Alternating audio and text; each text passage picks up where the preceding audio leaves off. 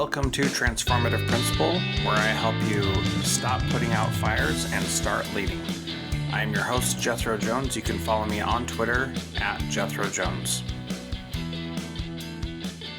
Welcome to Transformative Principle. I am so excited today to have on the program Eric Sheninger and Nicki Slaugh. I first had Eric on the podcast in February of 2014. Can you believe that, Eric? Isn't that crazy? I cannot believe it. 10 years ago. 10 years ago. You were episode 12, which is just wild to think of. Woo. And now this is going to be episode 650 or something like that. Yay. Or Yeah. 620. Congrats. Crazy. Something. I share with everyone how old I am. And me too. No kidding. So Eric and Nicki together wrote a book called Personalize, Meeting the Needs of All Learners. And as I mentioned, I've known Eric for a long time, been following his career, and got to meet Nicki a couple years ago at her school and get a tour. So this is really exciting because both people that I greatly respect, and I'm very excited to share with you today. So welcome to the program, Nicki and Eric. Glad to have you. Oh, excited to be here. Thank So you. what is the thing people should look forward to from our interview today? What I really appreciated, Jethro, is you really asked questions to pull out the how and the what, especially when it comes to, that there's not one right way to personalize. And you really set up Nicki well to kind of discuss some of those transformative approaches that can be done from a practical standpoint, but have led to impressive results. Yeah. How about you, Nicki? I really like that you have visited my school, and so we could go back and forth and kind of talk about the evidence and what I feel is working well, you could attest to, right? So I feel like it was nice that we could discuss things because we had previously met. Well, and just a note about that is a definite advantage that I had coming into this conversation, having already been there and seeing what it looks like, that there might be some things that you're listening to and you may think, oh, there's more to that story. Well, there definitely is. And I would encourage you to pick up their book, Personalize, Meeting the Needs of All Learners. There's a link in the show notes to that, and read that. And then if you are close to Utah or ever there, arrange to go on a tour of Quest Academy, because it is a unique place and a very welcoming environment that Nicki really is doing the things that she says she's doing. And it's really powerful. One quick question before we get to the actual interview. I've been doing a lot of work with School AI about AI in schools over the last year and a half. Just curious, as we talk about all this stuff, we're not going to talk about AI in the interview, but just real quick, what are your thoughts about AI and how it helps with the personalization? And again, this isn't, a 15-minute conversation, but just briefly, what are you seeing with that? AI is a tool. And I think we have to identify what is it we're hoping to accomplish. As educators, where can you grow? Where are the gaps in practice? How can you better meet student needs? AI will not teach the lesson. It won't facilitate learning. It won't build relationships. However, if you are reflective and you can identify how you might be able to make a standard more relevant, implement more effective closure, or upload examples of student work or data sets to get suggestions for interventions, that's the thing with AI. It should be the last tool in our toolbox that we go to. My teachers, some quick examples, just where we personalize and where we require our students to reach proficiency before they can move on. There are two ways that they use it. Number one, they're always in need of additional practice problems, right? So it's a really quick and easy way to drop in the standards and grab some additional math problems for them. They personalize it, for example, like I have one math teacher who loves Chick-fil-A. The students know Chick-fil-A is her favorite place. So she can put an AI, the standard, and then say create real world scenarios based off Chick-fil-A. So then the students are more engaged at reading those math problems, right? So that's something simple. My ELA teachers, they can take, say, a story or an article on endangered animals that is a specific Lexile level, and they can drop it in there and then ask them to provide that same story on a higher Lexile level or a lower one, so they can differentiate but all be reading the same topic. So there's little quick, easy ways that they can personalize and differentiate within the classroom and really make their questions come to life and more relevant and applicable to the students. Yeah, those are good examples and good responses. Agreed that it's a tool that should be a tool in your toolbox, but it is not going to build relationships for you. And if you outsource that to the AI, you're outsourcing the most important part of your job, which is not wise for sure. Okay, that was just a teaser. Good stuff coming. We're going to get to our interview with Eric and Nicki here in just a moment. So I think the best place to start is, Nicki, I've been to your school. Eric, I've known you for years. How did you two come together to write this book on personalized learning? Oh boy, we have the same story, but I think we tell it differently, because we all have our little perspective. But I'm going to try to do the neutral perspective, which is I was down in Provo doing some work, and Nicki and her teachers happened to be there. So we were in a big conference room, and I'd been doing a lot of work in Utah up at that point. And I was just sharing what my views of personalization. And Nicki was in the room with other leaders. She was taking copious notes, which she still does to this day, even at all events. And then her and her staff got to see me do a presentation. I saw them do a presentation. And then we just started talking. And she was telling me all the great things that her school was doing. And I'm like, yeah, it sounds good. And what did I say, Nicki? He's like, you can talk the talk, but let's see if you can walk the walk. And you know me, I was like, game on, come on out. So we had a conversation, and Nicki flat out said, hey, we are doing these things very well. However, these are areas that I feel we can grow in. And that really is a testament to her ability as a real effective leader. Is when I got in there, and this leads up to how we wrote the book.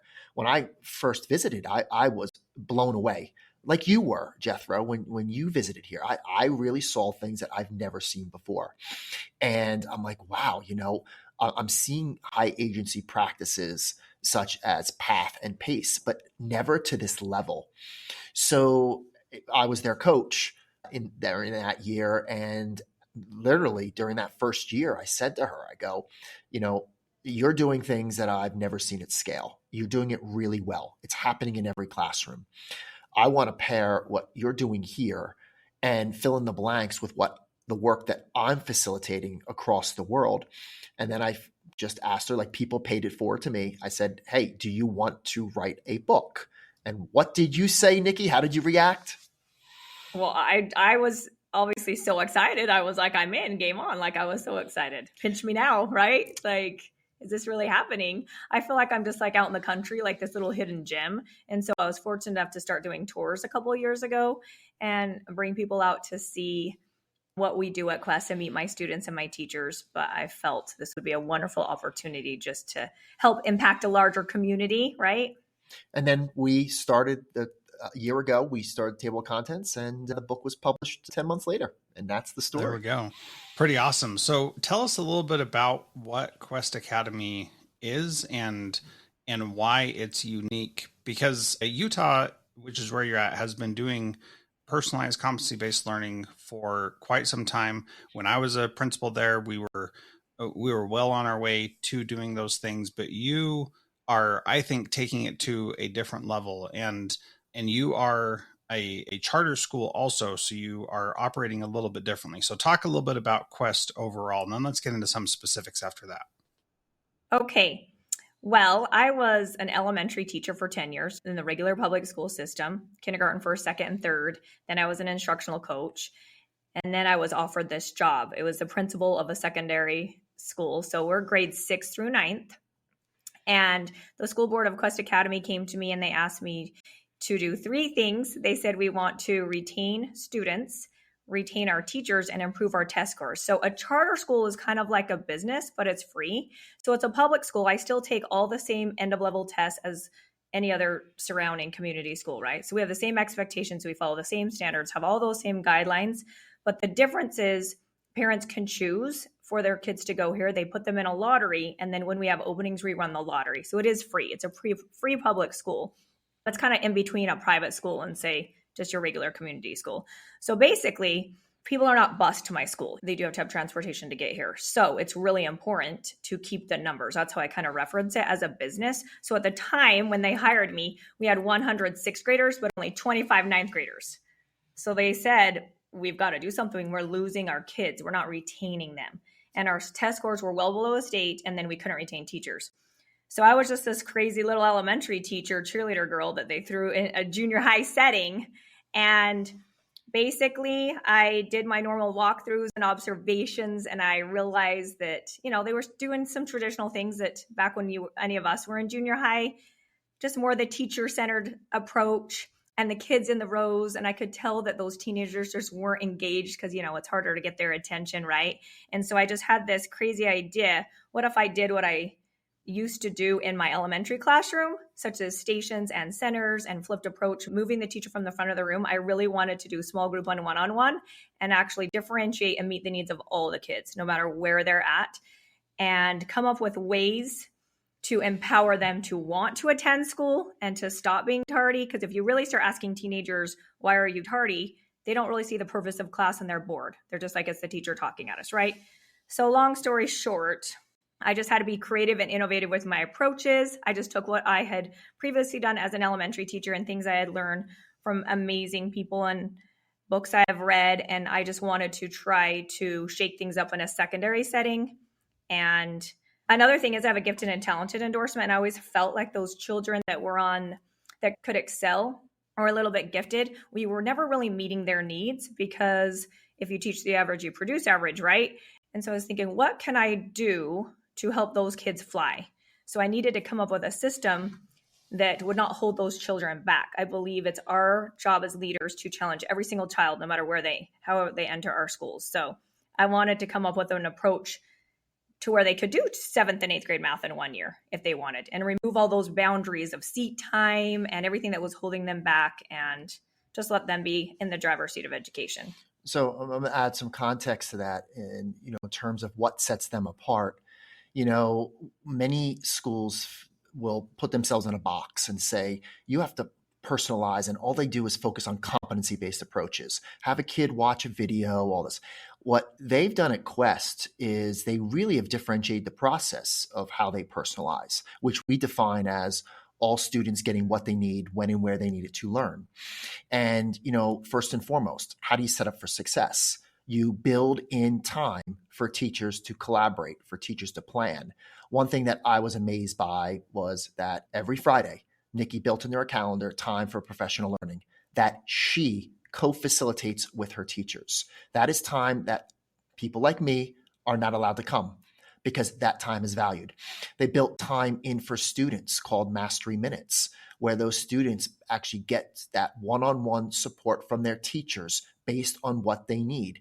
She also built in time in the beginning of the day for students to not only review their innovative tracker system, she created the systems and the supports. If you get rid of grades, points, all that, I know her like an open book now. And they did all that. But how do you show growth and learning? She worked with a person and found and built this innovative tracking system. But when you think about it, is she and her teachers have the evidence. They've been able to show efficacy. They created proficiency scales for everything. You ask a student, show me a rubric, they can show it to you. You walk in, you can't find where the adults are because they're implementing sound co-teaching pathways, which, by the way, is a means to personalize. They have self-paced courses. They're utilizing choice boards. They're using rotational models all the way up through 9th grade. But what you can do is you can pull the qualitative examples.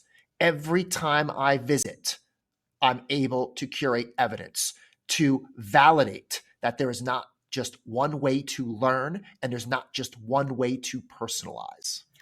So what I did is basically I really wanted to give my teachers voice. It's really important to hear them out. And I feel like teachers nowadays really want to be treated as professionals, right? And so I took time to identify every single member of my staff's strengths and would constantly praise them on that, point out to each other, why we're all part of this team. Every one of us is a piece in the puzzle, all that. So create this positive culture. We started with culture first, but allowing teachers voice. I threw out my vision and my ideas, and I talked about how, to me, 18 out of 25 doesn't represent learning. And I needed to increase test scores. So I said the focus really is going to be on every student every day as well as learning. So what can we do to improve learning? And so I would just ask questions like, okay, you're correcting papers every night and you're accumulating numbers in those scores, does that show you if the student's learning? Our grade point averages were so high. We had everyone on National Junior Honors or high honor roll, right? Ice cream parties, all that when I took over the school. But then our test scores were like 20% below the state. And I was like, there's a disconnect. So I just would ask my teachers, what's causing you the burnout? What's the point of giving 18 out of 25 and rating all these scores? And we had some amazing conversations that helped us as a team realize we did need to move to proficiency skills. We did need to create a learning process where students could answer the question, what are you learning? Why are you learning it? And where are you at in the learning process? We needed a scale where they could self-assess themselves and a roadmap for teachers, which provided opportunities for teachers to actually work one-on-one with students and provide feedback based off the proficiency scale. And they were personalized feedback based off every kid. So in order to grow, you have to have feedback sessions, right?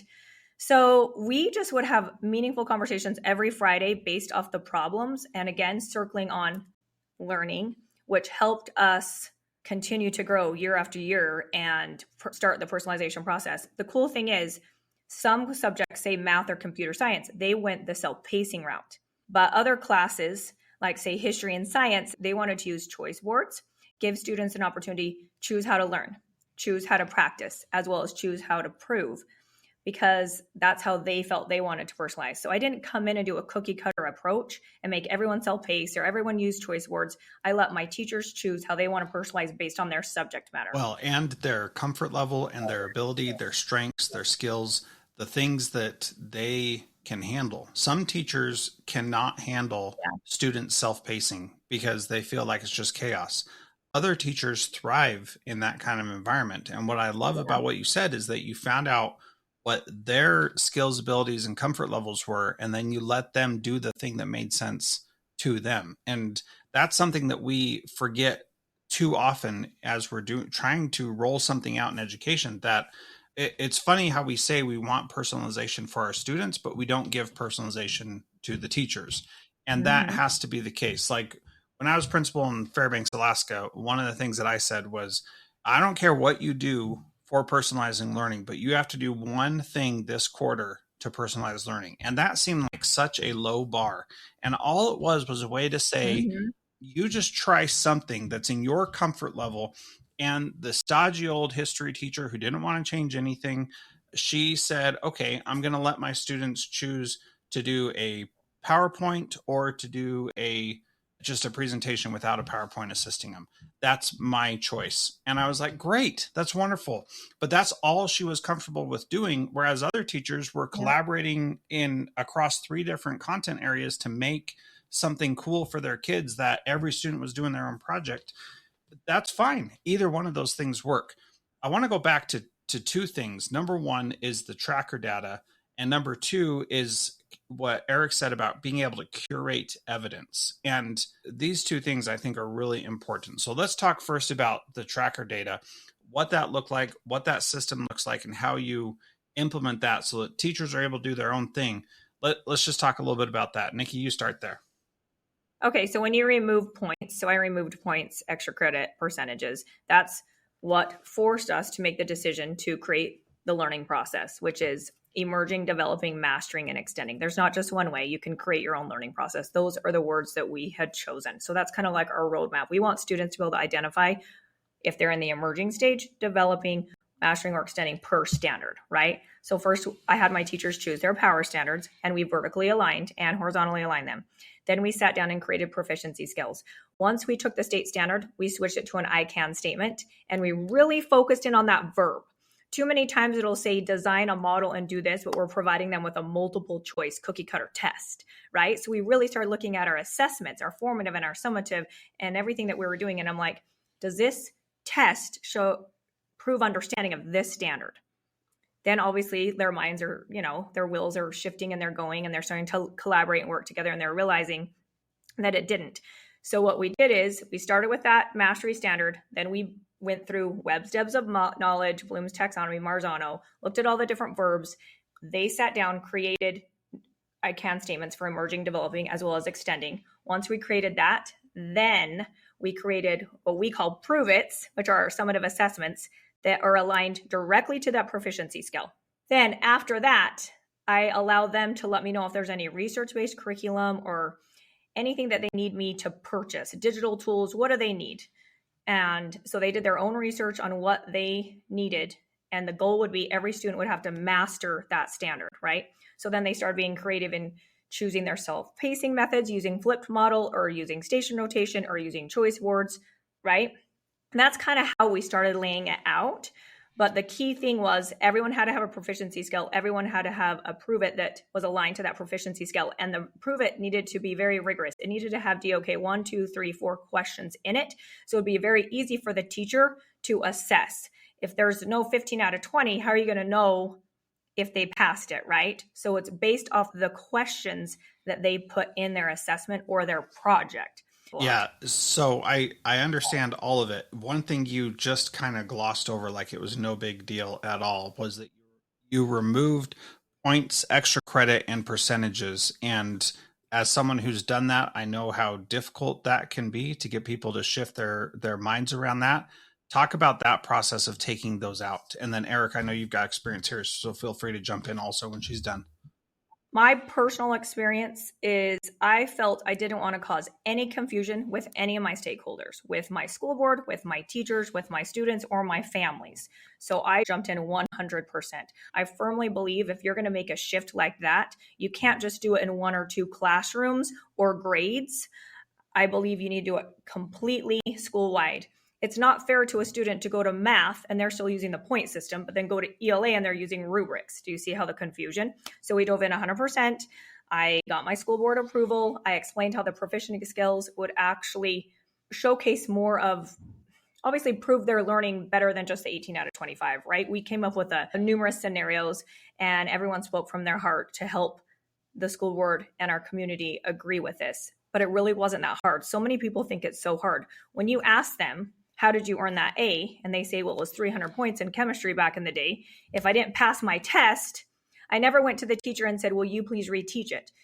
People would go to the teacher and say, hey, I need some extra credit because I need 300 points because I need that A. So I explained to them, did you play the game of school? I did every single day out of 4.0, right? And so just asking questions and getting them to think and then saying that we want to really focus on learning, deeper learning, not the short-term memory, long-term memory. We want them to retain it. And we set the expectation high. If the students do not reach mastery the first time, they cannot move on. So there's a lot of questions on mastery, like do they have multiple times to take the test? Is it easier? Not if you have high expectations like that. I don't promote it with my staff or my students. You have multiple chances. We love you, la, la, la. You know what I mean? That it's easy so they guess. We really say at Quest, we want you to be proficient and understand the standards and actually learn it. If you do not, we have mastery minutes as well as after school tutoring every single day for you, where you can meet, get a reteach, and have more practice problems so that you can learn the concept. So the goal just is learning, learning, learning. So when they got rid of the grades, the points and all that, and went to proficiency scales and rubrics, the tracker is the tool where you're taking that information of where the kids are on their learning trajectory and they can visualize it. They can see it. The students can see it. So when you remove points, grades, numbers, homework, you have to have something in place that illustrates to students that they're learning. And, you know, the one thing that we always preach is when we think about personalization, you know, the right way is your way. There is no best way. We challenge the notion of best practice. If there was a best practice, we'd all be doing it with a high degree of fidelity and getting amazing results. There are effective practices. And I'm going to let you, Jethro, kind of rephrase your question you're going to ask about the importance of evidence. Because when we think about effective practices, well, what is effective, you know, versus ineffective? So I want to share one thing. I just have to say one more thing. So the tracking system, basically, it helps the students identify every single standard where they're at, emerging, developing, mastering, extending. And then during that student prep period, they get to decide if they're at developing or emerging. They have to take ownership and decide which teacher they go to receive the reteach and so forth. And then they have the attempt to reach mastery. But I do grades because I do have high school credit. So a lot of people think if I give up points, percentages, or whatever, I don't do any grades. Throughout the quarter, parents, teachers, students all use the tracker. But once a quarter, the week before the quarter, we call them performance reviews. And every student meets with every single teacher one-on-one This is where I really promote self-advocacy. I want them to provide the evidence to the teacher why their grade should be what it is. Now we do, because we do have to report to the state an A, B, C, or D, right? So they have conversations based off the evidence in their portfolio, based off the evidence on their tracker, and they have such an amazing conversation with their teachers to help determine their grade. But their grade represents only academics, right? So we also have them choose their citizenship grade, honorable, satisfactory, needs improvement, that we all have. So we have them also choose their citizenship grade. And I have a part in their tracker based off that, because we really focus on life skills, personal responsibilities, respect, integrity, discipline, and engagement. And so we want to create, lifelong learners and amazing humans for our world, not just academic. Like, we don't want to focus on academic mastery only. We want to do both. So they're actually choosing citizenship and academic grade. Yeah. I love that. And that's something that I found really amazing when I was there, was that they got to choose what their grade was. And as I talked to you back then, you basically said, and correct me if this is not how I remember it, is that pretty much every student chooses what is appropriate for them. And if they've been slacking or not putting forth the effort, they say, I don't deserve an A, because even if I know the material, I haven't been in the citizenship realm. I haven't been doing what I should be doing as a good citizen of the school community. And I think that that's a really powerful statement, that because they now have ownership, they actually care that it's accurate and really reflects, whereas grades are all made up anyway. So all they want is the A. Because really, what is an A based on my junior high versus the 2 junior highs down the road? What is an A? What does an A really mean? Right? Everyone has a different percentage or point value, what the A is. So that's why I felt comfortable doing this. And obviously John Hattie really promotes 1.44 effect size on self-assessing, self-grading, and all of that. And I want to create little public speakers to where they can go out in the world and speak and fend for themselves. But that's the main reason why I separated citizenship from academic, because there's too many times that their grade doesn't represent the learning. It represents if they turn in their missing assignments and their behaviors. So the thing that you were saying, Eric, about the collecting evidence, going back to that piece, when you talk about best practices, if it is 95% effective for students, the ones for whom it is 5% ineffective, it's 100% not effective. And so we have to recognize that we need to honor and respect when students are learning, when they're not learning, and not punish them because they're not learning in the way we say they should learn. And this was brought into stark contrast for me when I started working with students with disabilities who could be incredibly smart and really understand things, but could not demonstrate it in a way that was acceptable in school. And so kids who were nonverbal, but definitely knew and could understand different things, kids who could not take a test to save their lives and do well on the test, but when given the opportunity could explain, frontwards and backwards exactly what they needed to know. But the system did not allow them to express themselves that way. And we had to work a lot to help have evidence count towards their learning that wasn't just the traditional test scores, because that was all that teachers knew how to do at the time. And well, if it's not, out of 25 points, I don't know how to tell whether or not this kid got it. So what else would you say about the collecting evidence, Eric? Well, I think you hit on a bunch of things. I would challenge the notion that what's being done now works for 95% of the kids. I think it works for a third of the students. The students that tell me, what do I need to do to get an A? What do I need to do to pass? What's the minimum amount of work I can do? And as I was listening to you, the one thing that we emphasize in our book is how we shift from impersonal approaches, what we teach, what's on the test, what's in a grade, what's in the curriculum. That's impersonal, to a more personalized approach, which focuses on the who. And as I listened to you, Jethro, you really emphasize that students have different preferences. Students need to learn at a pace that works for them. They need to follow their path. They need to have choice in how to demonstrate understanding. They need to be able to use their voice. And moving from the who to the why. If we really want to see if learning is personal, students should be able to tell you, why am I learning this? How will I use it outside of school? And what tells me if I am successful?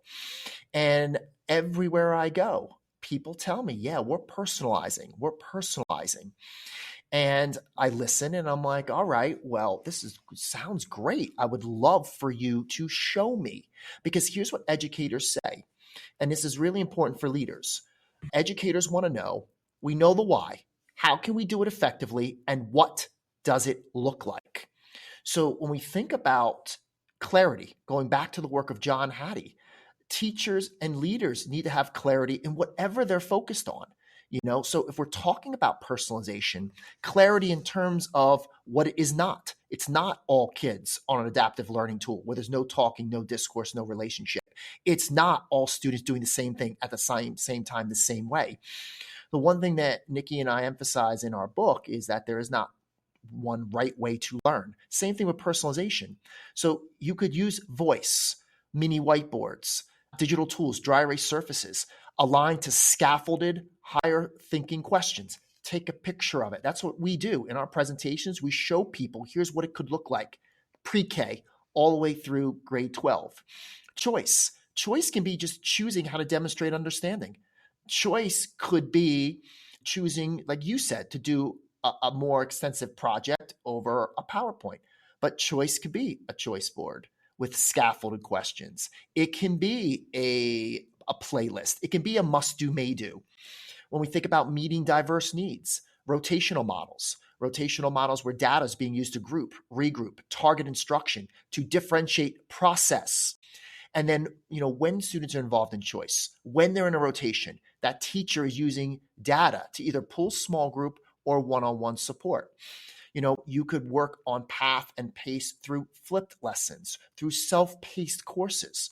But when we think about that evidence piece, it's easy to talk about it and say, yeah, the kids are going through self-paced. But as you listen to Nicki, you can see them in a self-paced math class, but you could see them reviewing the rubric. You can see the teacher providing standards-aligned feedback or target instruction because they have the templates. You also mentioned a kind of connection to arbitrary scoring guides. 1 point for this, 2 points for this, 3 points. That is evidence of an ineffective practice. The more we can have open and honest conversations about where our practice resides, the more our ability to improve and grow our practice becomes a reality. Formative assessments are key. When you remove points, and what we do is we do practice, practice, practice, prove. So I don't call assignments or tests.